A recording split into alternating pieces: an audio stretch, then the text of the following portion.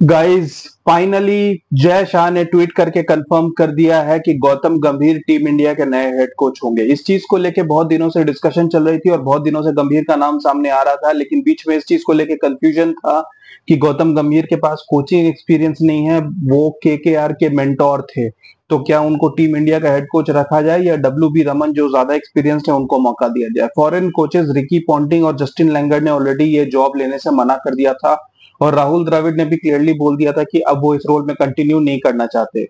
गौतम गंभीर के निगोशिएशंस चल रहे थे कुछ सैलरी को लेकर, जिसकी वजह से इस फॉर्मल अनाउंसमेंट में डिले हो रहा था।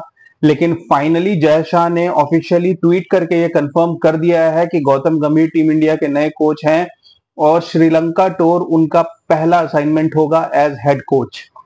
हालांकि उस सीरीज में टीम के सीनियर्स रोहित शर्मा और विराट कोहली एक्सपेक्टेड नहीं है, क्योंकि वो दोनों ने रेस्ट मांगा है और वो बांग्लादेश के खिलाफ टेस्ट सीरीज से टीम का हिस्सा बनेंगे। आपको बता दूं कि टीम इंडिया को अभी श्रीलंका में 3 ओडीआईज और 3 T20 की सीरीज खेलनी है। उसके बाद होम में बांग्लादेश के साथ 2 टेस्ट मैचेस और 3 T20 इंटरनेशनल खेलने हैं और फिर न्यूजीलैंड के साथ ही होम में 3 टेस्ट मैचेस खेलने हैं। उसके बाद टीम इंडिया जाएगी ऑस्ट्रेलिया बॉर्डर गावस्कर ट्रॉफी खेलने और वो गंभीर का पहला टफ असाइनमेंट हो सकता है, क्योंकि होम में मेरे ख्याल से टीम इंडिया को ज्यादा प्रॉब्लम नहीं आनी चाहिए, लेकिन border Gavaskar trophy main decision होगा। ऑल्सो ये देखना होगा कि गंभीर सीनियर क्रिकेटर्स के साथ क्या एटीट्यूड रखते हैं, क्योंकि गंभीर बहुत दिनों से इस चीज को प्रमोट करते आ रहे हैं कि टीम में यंगस्टर्स होने चाहिए।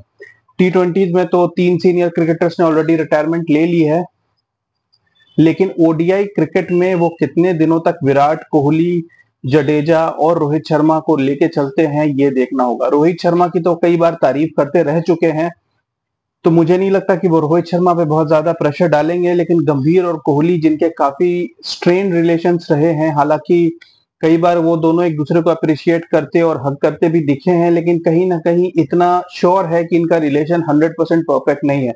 हार्दिक पांड्या भी एक इस तरीके के कैरेक्टर हैं who might have some ego issues और ego tussles with Gautam Gambhir. लेकिन अब देखना है कि गौतम गंभीर कितनी मेच्योरिटी से इस चीजों को हैंडल करते हैं, क्योंकि यहाँ गंभीर की रिस्पॉन्सिबिलिटी ज्यादा as a head coach. He is like the senior member और the father figure for some of these youngsters. तो गंभीर को यहाँ पर कितनी मेच्योरिटी दिखाते हैं, कितना पेशेंस दिखाते हैं, ये देखना होगा।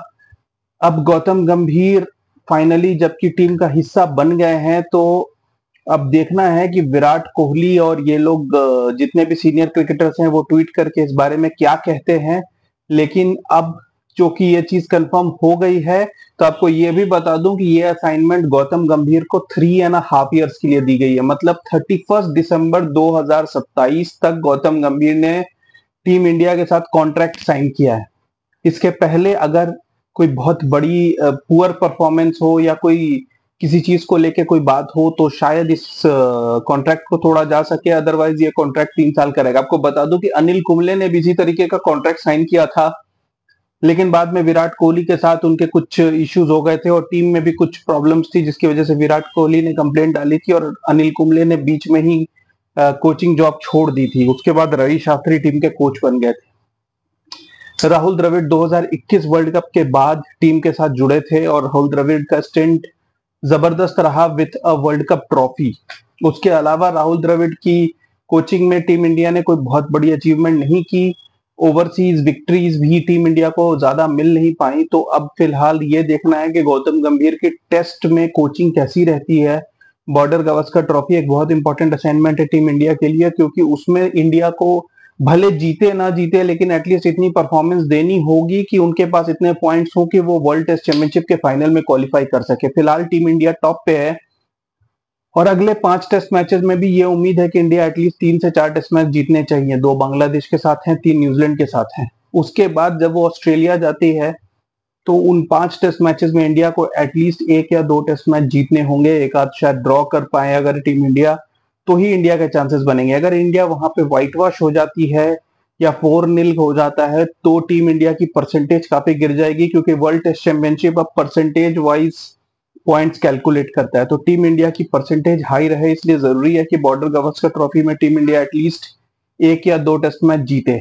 सीरीज नहीं भी जीते तो भी एटलीस्ट इतने पॉइंट्स करके वो क्वालिफाई कर जाएंगे फाइनल्स के लिए। अब देखते हैं गंभीर के आने के बाद टीम इंडिया के जब सीनियर्स लौटेंगे बांग्लादेश सीरीज में तो फिर कैसा रहता है टीम इंडिया का approach. Keep watching guys, thank you.